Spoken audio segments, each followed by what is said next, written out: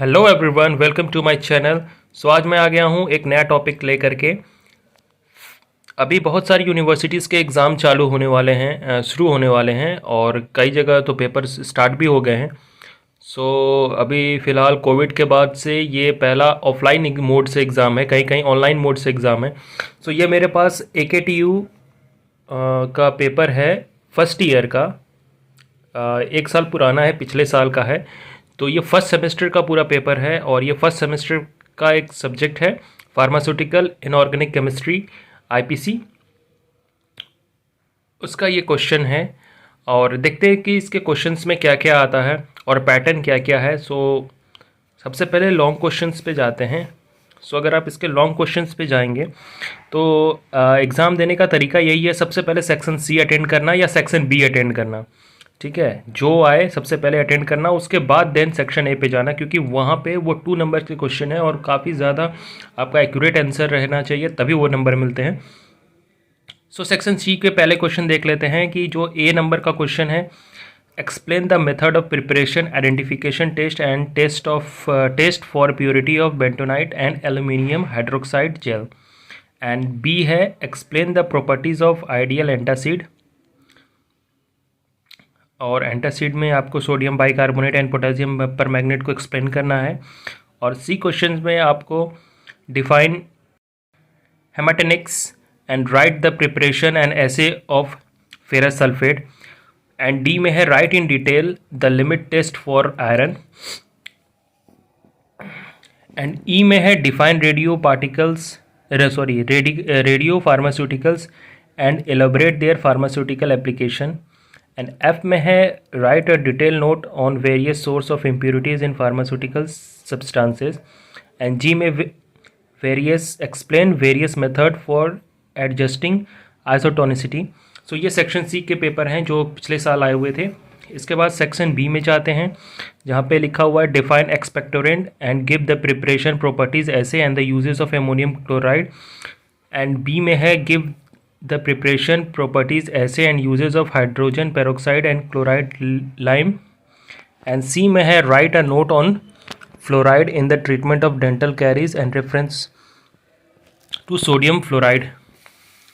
और इसका जो सेक्शन A है, इसमें आपको बेरियम सल्फेट रिएजेंट का कंपोजिशन पूछा है, लिमिट टेस्ट का इंपॉर्टेंस क्या है, मैकेनिज्म ऑफ KMnO4, फार्मूला पूछा है एप्सम साल्ट का।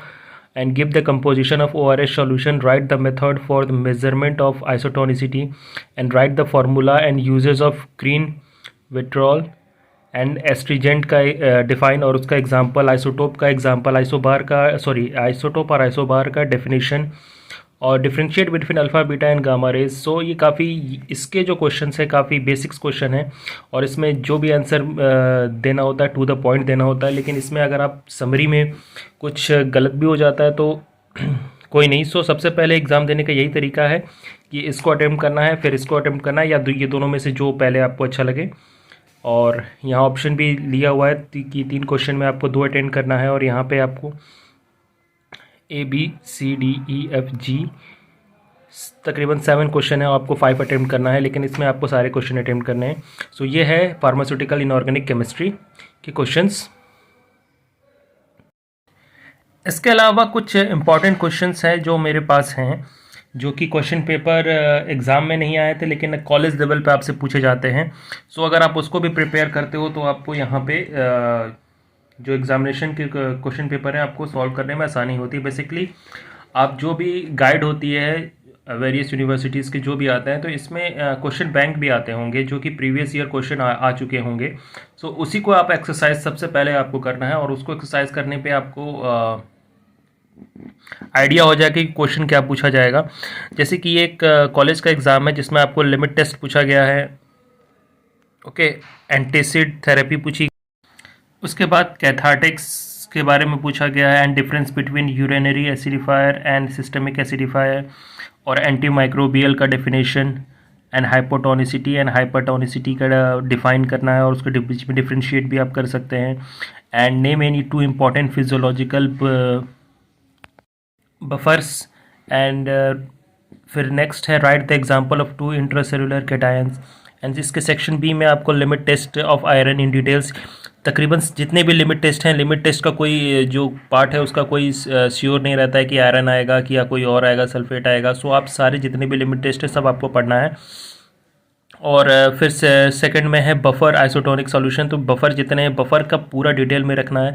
उसके बाद सेक्शन 3 में है, क्वेश्चन नंबर 3 में एंटासिड, एंड क्वेश्चन नंबर 4 में आपको give method of preparation uses and properties of kaolin, boric acid, magnesium sulphate and potassium permanganate, इनमें से किसी दो का देना है। सो इनऑर्गेनिक इनऑर्गेनिक केमिस्ट्री की यही एक डिफरेंस है कि इसमें पेपर बहुत लेंथी आता है, इसमें पढ़ने के लिए बहुत है।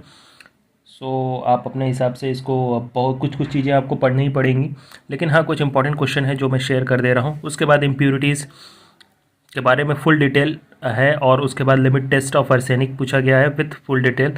ठीक है, तो ये एक क्वेश्चन पेपर है। एंड फिर एक और क्वेश्चन पेपर है, एक सेकंड, पहला एक मेरे पास जो यूनिवर्सिटीज़ एग्ज़ाम वाले क्वेश्चन पेपर थे, एंड दो इसके बाद एक कॉलेज लेवल वाले और एक फिर से कॉलेज लेवल वाला क्वेश्चन पेपर है। सो आप देखना इसमें क्वेश्चन पूछे गए हैं और बहुत सारे क्वेश्चंस को रिपीट भी किया गया है, जैसे फिजियोलॉजिकल आयंस क्या होते हैं 2 मार्क्स में पूछे गए हैं, एंड फिर एंटासिड का डिसएडवांटेज क्या है। सो एंटासिड आप पढ़ लोगे तो एडवांटेज डिसएडवांटेज तो कोई भी पढ़ेगा। ठीक है, सिस्टमिक ये एंटासिड के बारे में, फिर ORS के बारे में, और लिमिट टेस्ट आयरन का, लिमिट टेस्ट क्लोराइड का, सिंपल वही पढ़ना है। कायोलिन का यूज़ पढ़ना है, which compound used as antidote in cyanide poisoning. So ये सब तो 2 नंबर वाले क्वेश्चन है जो एकदम आपको एग्जैक्ट आंसर देने पड़ेंगे। रेडियो एक्टिविटी का यूनिट आपको लिखना पड़ेगा। फिर सेक्शन बी में है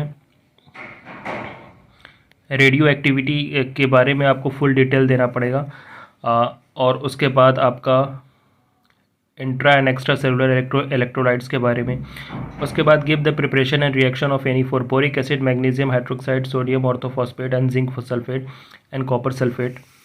एंड सेक्शन 3 में है आर्सेनिक का लिमिट टेस्ट, इम्प्योरिटीज़ देखिए पहले रिपीट हुआ, फिर physiological acid base balance with suitable example. So acid base के बारे में आपको अगर आप एक ही बार जब आप पढ़ेंगे तो पूरा आप पढ़ लीजिए, फिर क्वेश्चनों कहीं से भी दे आपको आंसर आराम से मिल जाएगा।